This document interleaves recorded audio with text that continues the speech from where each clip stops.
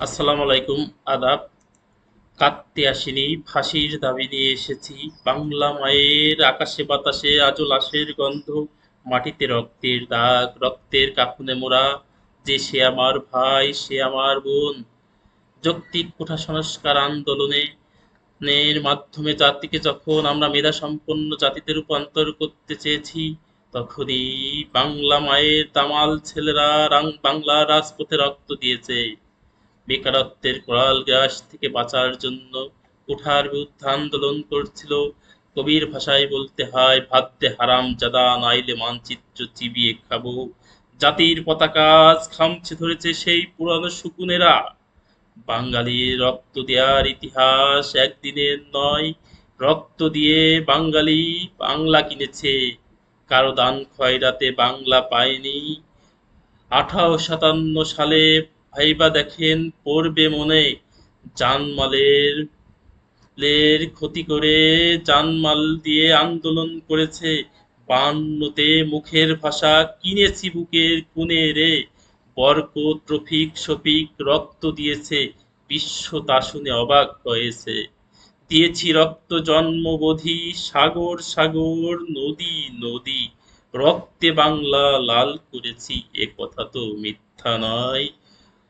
1971-এর 25শে March কালো রাতে সর্বহারারা হায়নার মতো নিরীহ বাঙালিদের উপর ঝাঁপিয়ে পড়ে। বাংলা মায়ের বুক খালি করে বাংলাকে শ্মশান করতে চেয়েছিল, পারে নাই। 1971 সালে 16ই ডিসেম্বর অবশেষে দক্ষিণী বাংলা মাঝে স্বাধীন হয়। কিন্তু আজও বাংলার আকাশে বাতাসে রক্ত আর রক্ত। আজও বাংলায় রক্ত ঝরে, তা শুনে জানিল বিশ্ব। লক্ষ তরুণ হাসি হাসি খাইছে গুলি, পড়ছে খালি, তবু দুঃখিনী বাংলার ভয় নাই। বাঙালি রক্ত দিতে বলে নাই যৌক্তিক আন্দোলনে। যখনই কুঠার বিরুদ্ধে আমাদের যৌক্তিক আন্দোলন ছিল, সাধারণ ছাত্রছাত্রীরা বাংলা ব্লকেট করে, তখন হায়নার মতো আমাদের নিরীহ ছাত্র ছাত্রীদের উপর, আমার ভাই বোনদের উপর অমানবিক অত্যাচার করা হয়। জাতির পতাকা আজ রক্তে ভেজা। সাধারণ ছাত্রছাত্রীরা যখন রাজপথে নেমে আসে, তখন দমন পীড়নের মাধ্যমে ছাত্রছাত্রীদের উপর অমানবিক নির্যাতন করা হয়, যার ফলে আজ বাংলার আকাশে বাতাসে লাশের গন্ধ, বাংলার জানমালের ক্ষতি। এই কোঠা আন্দোলনে একটার পর একটা পত্রিকায় আমরা জানতে পারি, ঢাকা মেডিকেল, বঙ্গবন্ধু মেডিকেল, সব হসপিটালে মৃতর সংখ্যা বাড়ছে। প্রথম আলো, ডেলি স্টার, ইনকিলাব, বিবিসি, রয়টার্স, বিদেশি বিভিন্ন গণমাধ্যমের মাধ্যমে আমরা জানতে পারি 200-র অধিক ছাত্রছাত্রী এই কোঠা সংস্কার আন্দোলনে, সাধারণ মানুষ কোঠা সংস্কার আন্দোলনে মৃত্যুবরণ করেছে। নিহতের সংখ্যা দিন দিন বাড়তেছে। ছাত্রছাত্রীদের আজ বিশ্ববিদ্যালয়ের ক্যাম্পাস বন্ধ। ছাত্রছাত্রীরা আজ সেশন জটের সম্মুখীন। ছাত্রছাত্রীদের অবস্থা শোচনীয়। তারা নির্ভয়ে কথা বলতে পারছে না। তাদের অবস্থা আজ সেই নিরীহ প্রাণীর, নিরীহ মানুষের মতো, যারা তাদের যৌক্তিক দাবিগুলো তুলে ধরার পরেও দেশের নাগরিক হয়েও কোনো সরকার, কোনো রাষ্ট্র কি তার নাগরিকদের হত্যা করতে পারে? আজ কুঠা আন্দোলনে বাংলার আকাশ বাতাস প্রকম্পিত। সারা বাংলা বিশ্ব দেখছে আমাদের ছাত্রছাত্রীরা কেমন ভয় নির্যাতনের শিকার হয়েছে, এবং আজও এত প্রাণহানি কেন এড়ানো গেল না?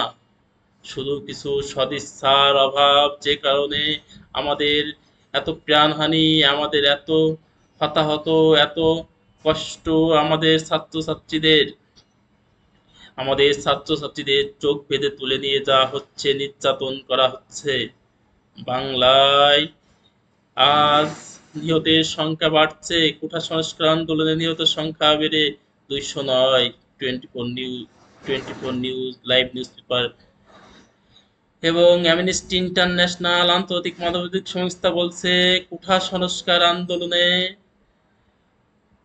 ছাত্রছাত্রীদের উপরে প্রাণঘাতী অস্ত্র ব্যবহার করা হয়েছে। যে অস্ত্র আমার টাকায়, আমার ট্যাক্সের টাকায় ক্রয় করা হয়, সেই অস্ত্র আজ আমাদের ছাত্রছাত্রীদের বুকে চালানো হচ্ছে। এটা কি সম্ভব? স্বাধীন দেশে এটাই কি স্বাধীনতা? আমাদের গৌরবের ইতিহাস, স্বাধীনতা, আমাদের মুক্তিযুদ্ধের ইতিহাস, স্বাধীনতা, স্বাধীনতা আজ স্বাধীনতা জাতির পতাকা আজ খামছে ধরেছে পুরনো শকুনেরা। আমাদের আজ ক্ষতবিক্ষত হচ্ছে, আমার ছাত্রছাত্রীরা আজ পলিয়ে বেড়াচ্ছে। আমাদের ছাত্রছাত্রীদের অবস্থা শোচনীয়।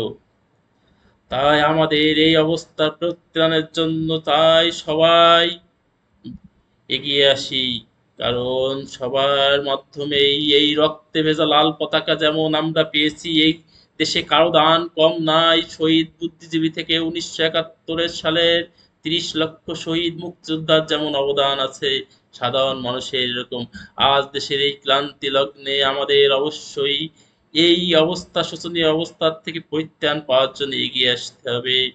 আমরা চাই আমাদের সেই স্বাধীনতা, যেই স্বাধীনতার মাধ্যমে আমরা কোনো কথা বলতে পারবো, আমাদের মত প্রকাশের স্বাধীনতা থাকবে, আমরা ওই আমরা দুর্নীতিমুক্ত স্মার্ট বাংলাদেশ গড়তে পারবো, বঙ্গবন্ধুর সোনার বাংলা গড়তে পারবো, যার মাধ্যমে বাংলাদেশ যার ডাকে স্বাধীন হয়েছিল, সেই সেই স্বাধীনতা আজ বিপন্ন। জাতির পতাকা আজ খামচে ধরেছে পুরনো শকুনেরা। অবশ্যই আমরা এই সকল বাংলা মায়ের দামাল ছেলেদের কথা বলবো না। তাই আজও বলতে হয়, কিচ্ছু নাই রে এই পুরা দেশে। এক সময় ছাতি ফুলে পাড়ার ছেলেটা বুকে ছাতি ফুলিয়ে বলবে আমাদেরও এক মহাকাব্যের নায়ক ছিল, আমাদেরও 24 সালে কোঠা সংস্কার আন্দোলনের শহীদরা ছিল, যাদের মাধ্যমে আমরা আজ বাংলাদেশকে স্মার্ট, বাংলাদেশকে জবাবদিহিতামূলক, বাংলাদেশকে স্বজনপ্রীতিমুক্ত, দুর্নীতিমুক্ত বাংলাদেশকে বিশ্বের মানদণ্ডে উঁচু করতে পারবো, এই আশাবাদ ব্যক্ত করি।